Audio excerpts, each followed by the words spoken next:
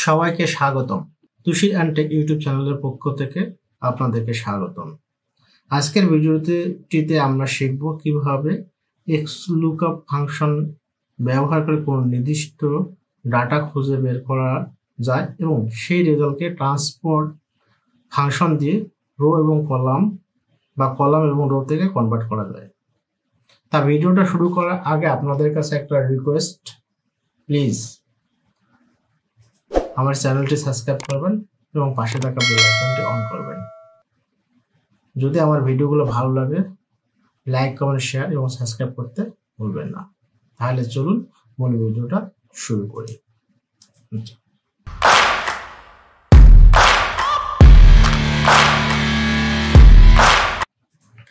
আপনাদের কাছে যদি এরকম একটা ডাটা থাকে, যেমন LC no, buyer, LC date,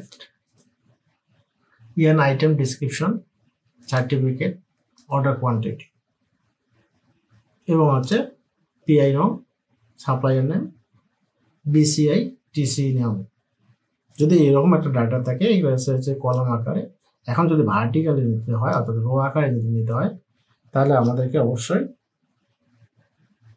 কি ম্যানুয়ালি টাইপ না করে ট্রান্সপোর্ট ব্যবহার করে কিভাবে আমরা ডাটাটা দ্রুততার সহিত নিয়ে আসতে পারি। আমরা ট্রান্সপোর্টের কাজ জানি যে ট্রান্সপোর্ট আছে অর্থাৎ হরিজন্টালি থাকলে ভার্টিক্যালি দেয় আর ভার্টিক্যালি থাকলে হরিজন্টালি দেয়। এখন XLOOKUP এর সঙ্গে ট্রান্সপোর্ট কিভাবে ব্যবহার করব, এটাই সবচেয়ে বড় প্রশ্ন।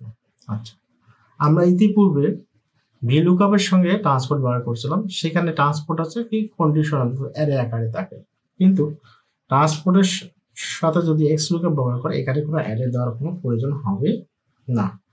জাস্ট আপনি প্রোডাক্টের কি ট্রান্সপোর্ট ব্যবহার করলে XLOOKUP এর সামনে ট্রান্সপোর্ট ব্যবহার করলে ডাটাটা ট্রান্সপোর্ট হবে। তাহলে আমরা এখানে ট্রান্সপোর্ট করে নিয়ে আসি ডাটাটা। সাপোজ মার্কেট এখানে একটা আমরা রাশি দিলাম, এখানে ট্রান্সপোর্ট রাশি দিলাম,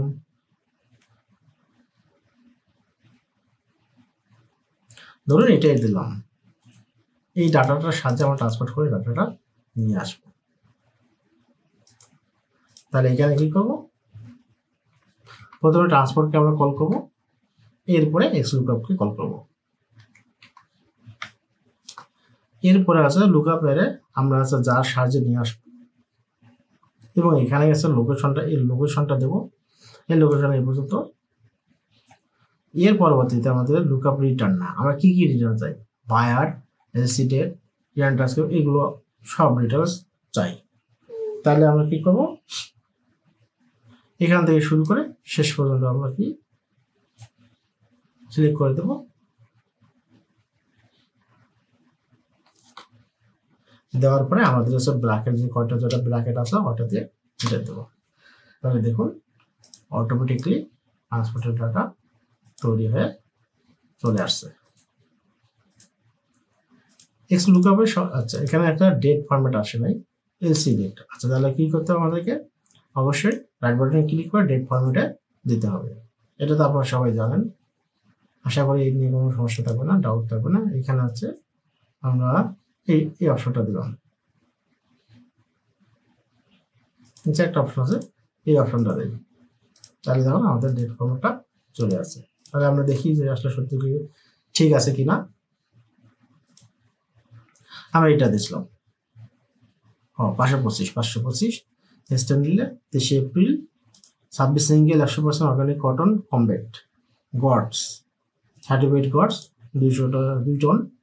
এরপর আছে KYL /25 1165 1165।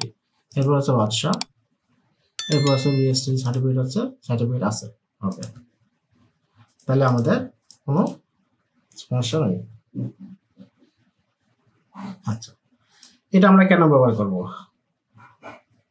এই পদ্ধতিতে আপনি যত দ্রুত সম্ভব ডাটাগুলো নিয়ে আসা সম্ভব। মানে কোনো যেহেতু XLOOKUP একটা আছে অত্যন্ত গুরুত্বপূর্ণ পাওয়ারফুল, যার তথ্য নিয়ে আসতে কোনো সময় লাগে না। ট্রান্সপোর্ট ফাংশন ব্যবহারের আগে ডাটা অবশ্যই কি ভ্যালিডেশন করতে হবে।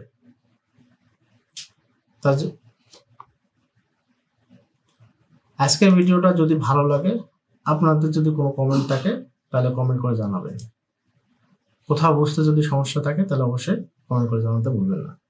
তাহলে দেখা হচ্ছে নেক্সট ভিডিওতে। সে পর্যন্ত আপনারা সবাই ভালো থাকুন, সুস্থ থাকুন। আল্লাহ হাফেজ।